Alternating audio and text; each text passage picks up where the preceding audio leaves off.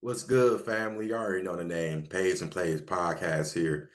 I can finally say it. I'm giving y'all week one of NFL picks.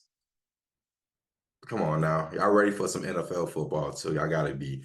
Like and comment, subscribe on the content, man. Last, best bets for college football week one. We went 2-2. I did go UNC last minute. I didn't like say it out loud. So that makes me 3-2. Overall 4-2 because I took New Mexico State. Well, New Mexico, my bad. Y'all seen that on the short. But let's get right into it, man. NFL week one, Thursday night football game. We got Baltimore Ravens at Kansas City Chiefs. Chiefs -3. I got Chiefs to win the cover. I don't think they slip up like last time because I know Hollywood Brown, which I thought was one of the best acquisitions in this offseason. He's not playing. He already dislocated his shoulder, so that's already a L. But when you got like the best coaching staff, bro, from head coach down to defensive coordinator, you have to think like this Chiefs team, they should still maintain the way they play. But it's really this game's really more for Baltimore to win or lose, right? I think for Baltimore is really can they run the ball? And I think that's really the problem. We'll see though. Like I know Derrick Henry is there, and everyone's saying, "Oh, Derrick Henry, Derrick Henry." But I got trash talk because I said that he's getting washed up. And if you've watched the last 2, 3 years of him, he's been looking like that way. And some people say I just be talking, so I guess this week will kind of prove if he has some signs. I know Baltimore is usually the fountain of youth. That's what I call it. They get all the old players, bro. They for some reason get 2, 3 years out of productivity out of them. But the problem I really have with this game for the Ravens is you're starting three new offensive linemen, and if Chris Jones dominates one of them, he's going to dominate the other one of them.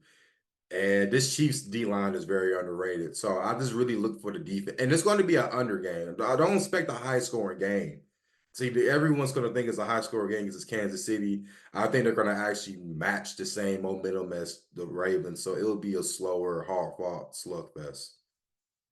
Next game, we got the Philadelphia Eagles versus the Green Bay Packers. Don't matter where it's at because it's in Brazil. So it's a neutral site game. We got Eagles -2.5 point favorites.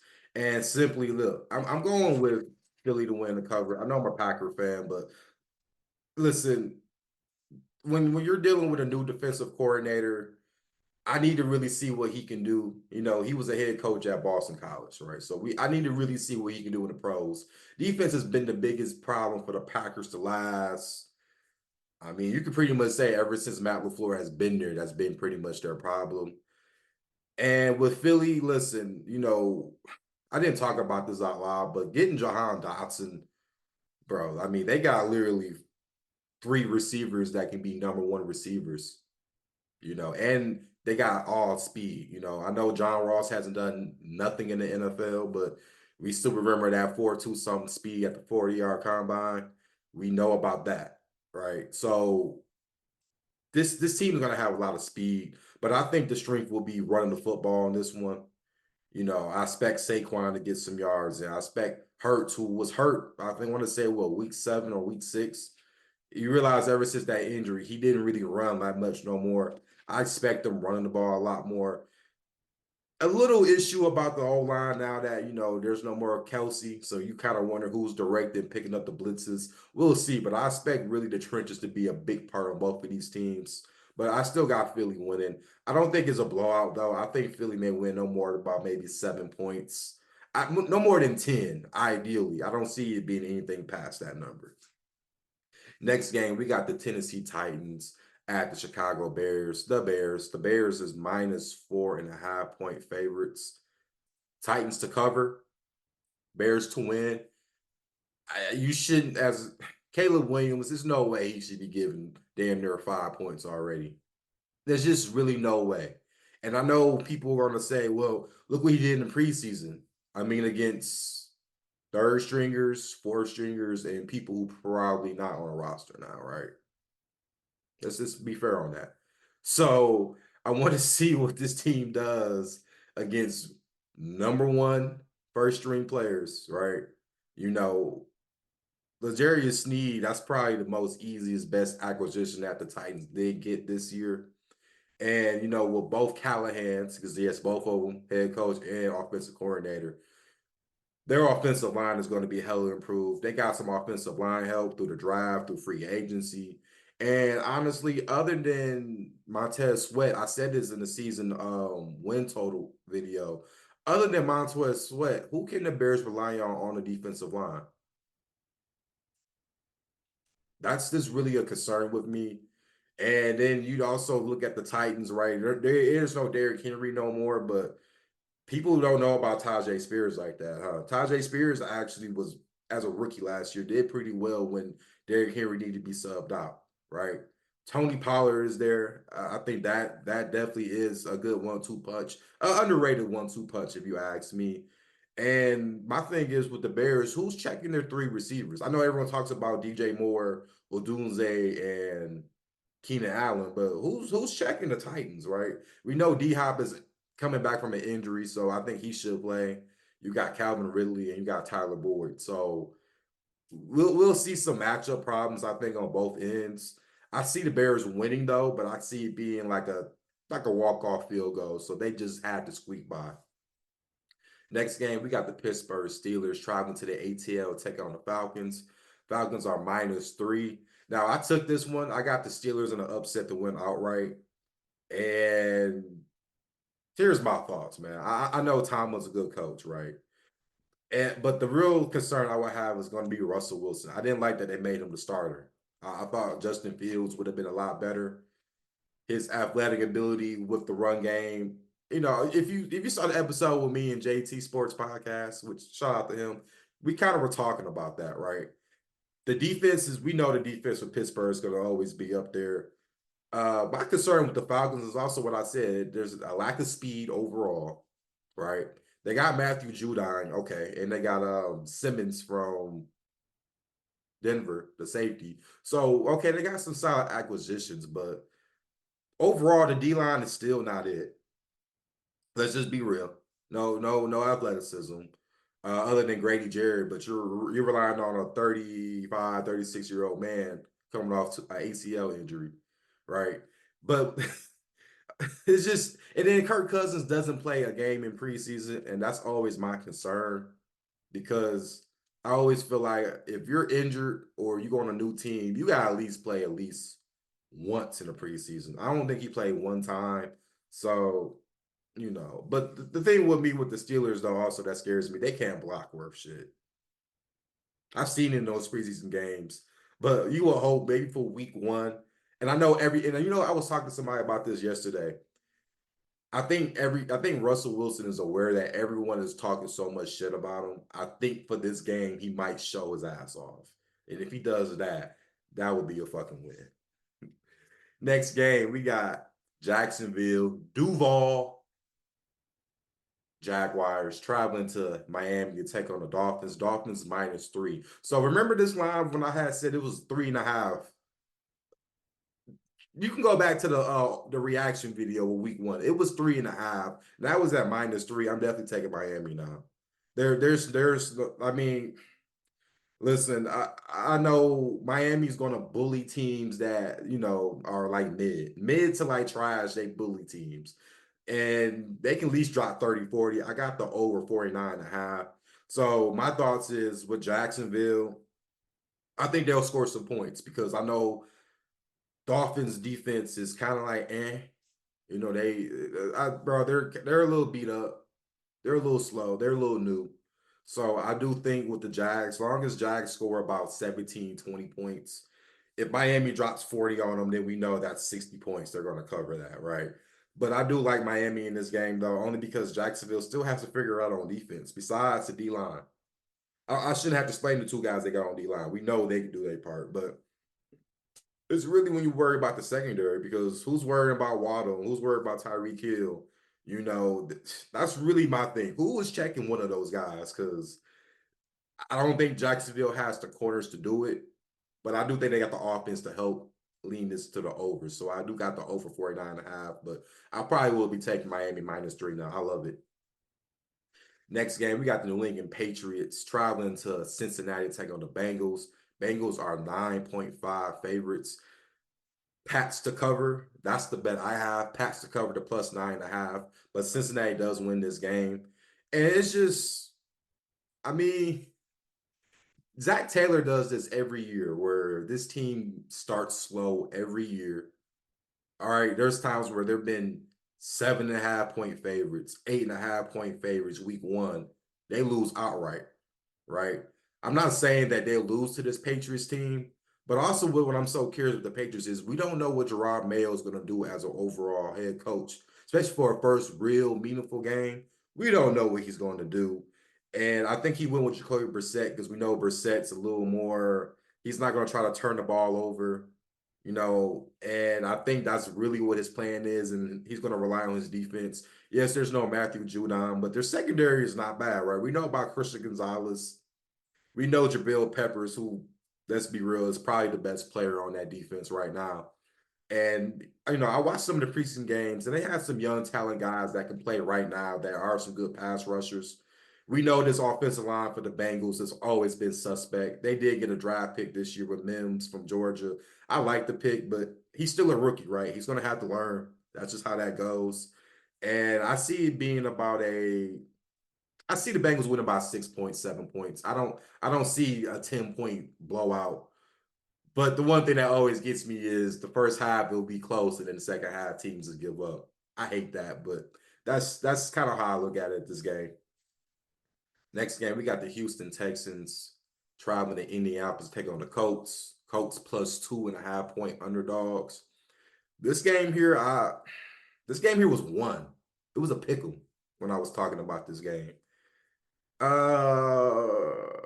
gonna stay away from this game, and this is why I'm gonna stay away from this game.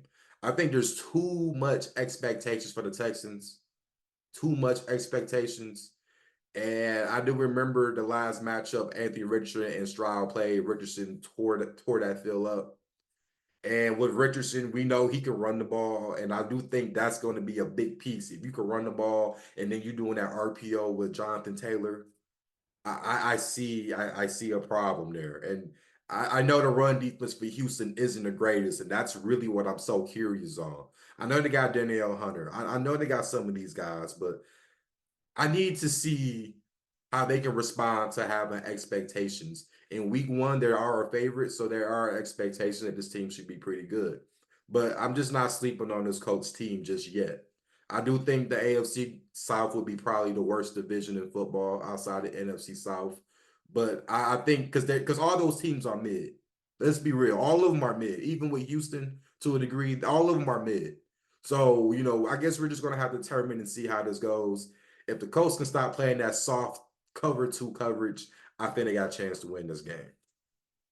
Next game, we got the Minnesota Vikings traveling to the Meadowlands to take on the Giants. Giants are plus 1.5 point underdogs. If you bet this game, you're just a degenerate. I'm just going to be honest on that one. I would say Vikings, and I'm not confident about that one because I don't like Sam Darnold and I don't like Daniel Jones. So I don't really have the side for you on that one. If you want to take a bet, I'm just gonna cut to the chase. Either do Malik Neighbors anytime touchdown or do Justin Jefferson anytime touchdown because both of these teams' secondary suck. So I guess that's the only ideal bet I think I can give you guys, honestly. Next game, we got the Arizona Cardinals traveling to Buffalo to take on the Bills. Bills are minus 5.5 point favorites.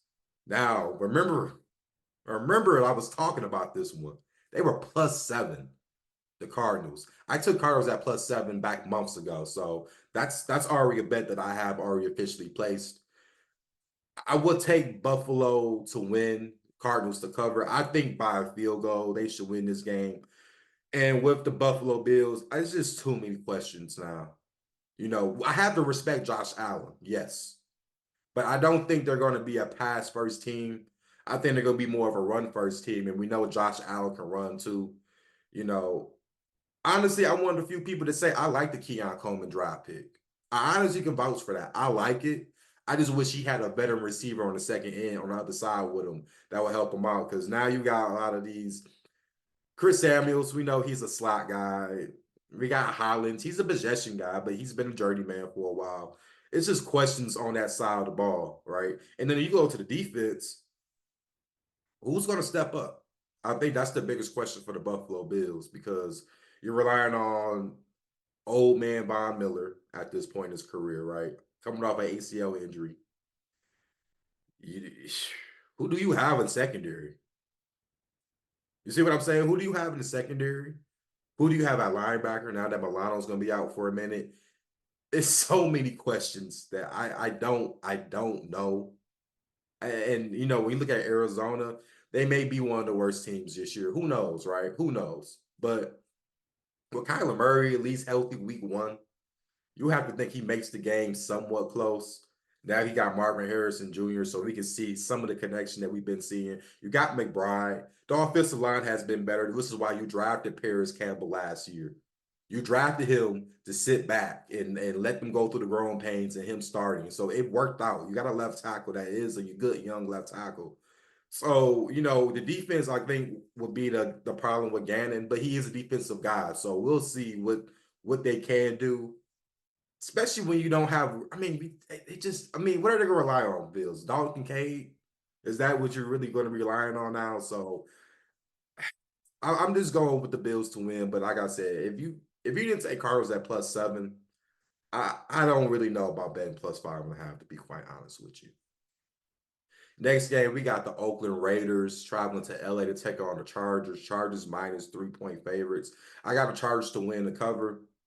Now, will this be an easy game? No, because I've said this even in the line reaction video. You got all the Bathos, all of them coming from South somewhere in South Central or whatever they're going to be at in LA.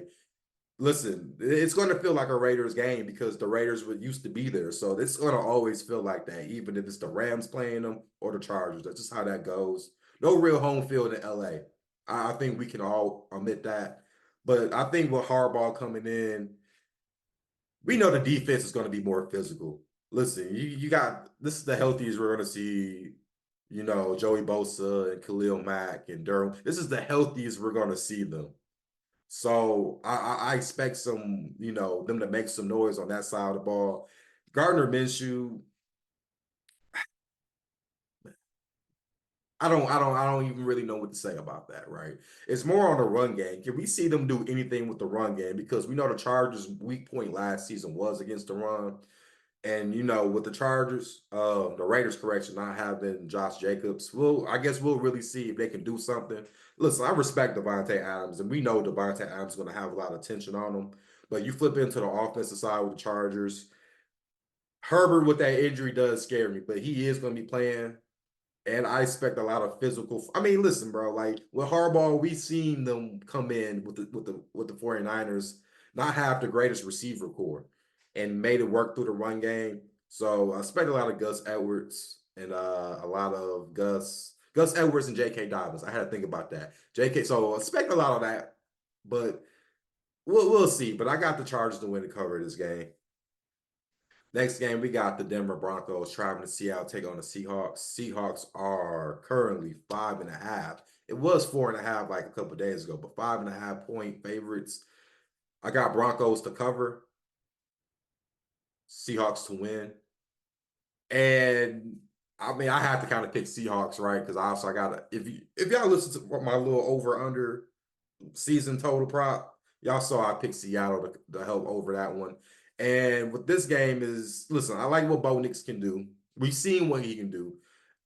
Probably the most athletic I ever seen Bo Nix, right? If you asked me years ago when he was at Auburn, do I think he would have been a first round pick? I would have said no. But I think him at Oregon, revitalized his career. But, with McDonald, we know he takes advantage of rookie quarterbacks, especially their first start. So I see it being a close game. I'm almost leaning towards the over. I think it was at 41.5 last time I saw, or 42. I lean towards the over because I do see points being scored. Because Seattle, we still know their defense is a little bit suspect, even though McDonald will kind of help this team out a little bit. And I just see we know about Denver's defense, right? We know how bad that defense can be. So I'm like I said, I'm going with the Seahawks to win, but the Broncos cover. Next game, we got the Dallas Cowboys, them boys, against the Dog Pound and the Cleveland Browns. Browns -2.5. This is the Brady broadcast debut. So if you want to watch that, I'll be watching it. I already got the Browns to win the cover. Browns, I picked the Browns months ago to win this game. Listen, I listen with the Cowboys, what have they improved on this offseason that makes you say they're going to be a contender?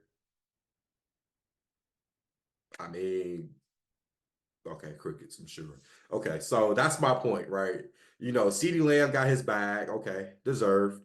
Now, and what that's going to be crazy because now Dak wants his contract, and then eventually you have to pay Michael Parsons. So I'm really curious on who they keep because one of them is going to be leaving. That's just how I look at it. But enough with all of that. They haven't done anything to improve this team. You're relying on old man Brandon Crooks, which I respected at one point, but he's aging. You don't have a number three guy. Bland is out for a minute on the defensive side. So kind of curious on that. And we look at the Browns, we know that defense is going to be elite at home. We know how elite they can be. It's just really Deshaun Watson you're scared about. But what somebody did say, shout out to Watson, because this guy does kind of point out stuff that even I see. I just don't say it out loud all the time. He mentioned about that game against Buffalo last year with the Cowboys. If you run right at them, there's no stopping that. And I know there's Nick Chubb isn't playing, but come on, we've seen the other running backs that came in for the Browns, and that offensive line is definitely going to be top tier. And my thing about the offensive line with the Cowboys is you're starting two rookie tackles week one against the Browns. So you got to worry about Myles Garrett. You're going to have to worry about Zadarius Smith. It's this game. It's going to be an interesting game, so I really look forward to it. But like I said, I got the Browns to win the cover. That's definitely one of my best bets for NFL. Next game, we got the Washington Commanders at the Bucs, traveling to Tampa. 3.5 point favorites for Tampa Bay. I'm not touching this game. I don't like the hook. I do think the under 44.5 may be a good play. It possibly would be a good play because with Dan Quinn coaching that defense for Washington, they should be a lot more better. And Todd Bowles, when it comes, and he is another guy with rookie quarterbacks, he can come in and he can game plan and make you feel uncomfortable. So I see it being an under 44.5. Don't be surprised this year if Baker Mayfield kind of has a little bit of regress because Canales isn't there.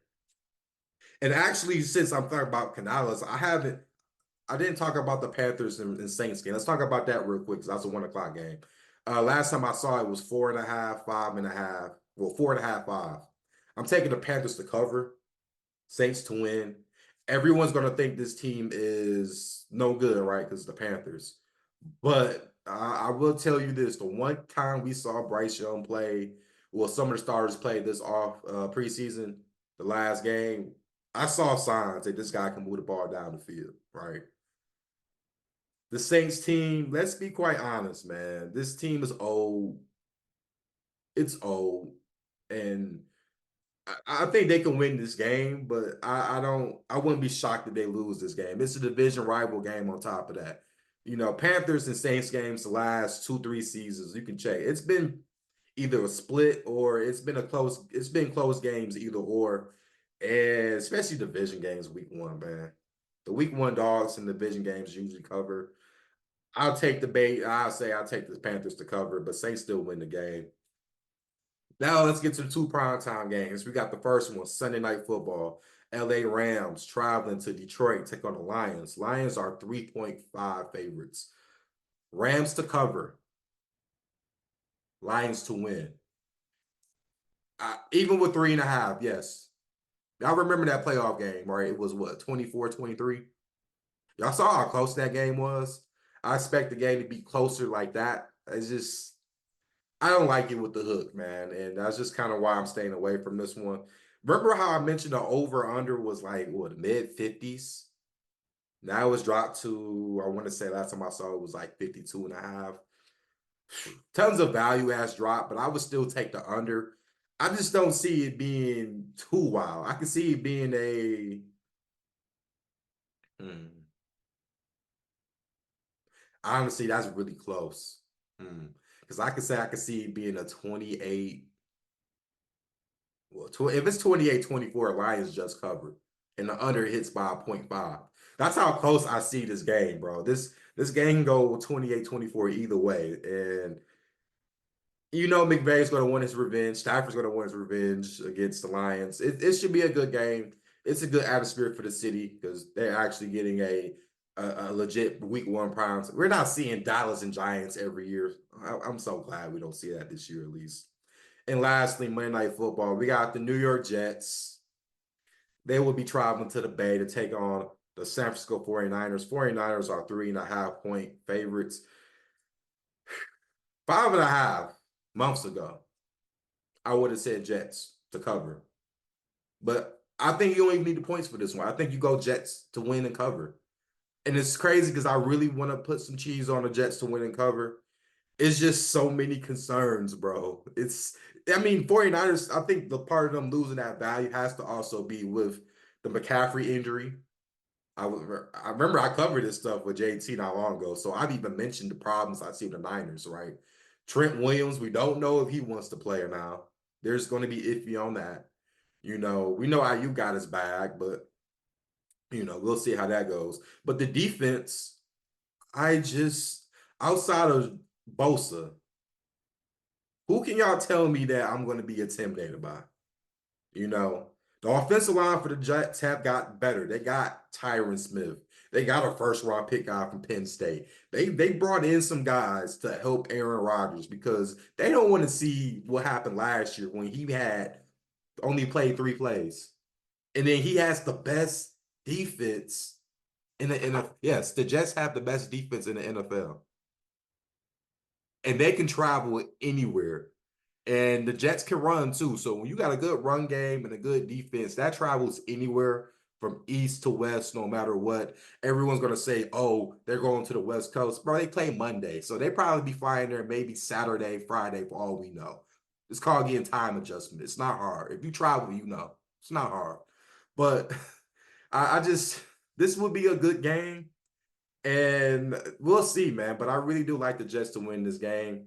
That concludes the week one picks. You guys already know I'm gonna do a upset alert video probably after this. So if y'all see the same Jets jersey, don't be surprised. I'm dropping another video too. So like, comment, subscribe, man. Y'all already know. Let's be safe out here and let's get this bread.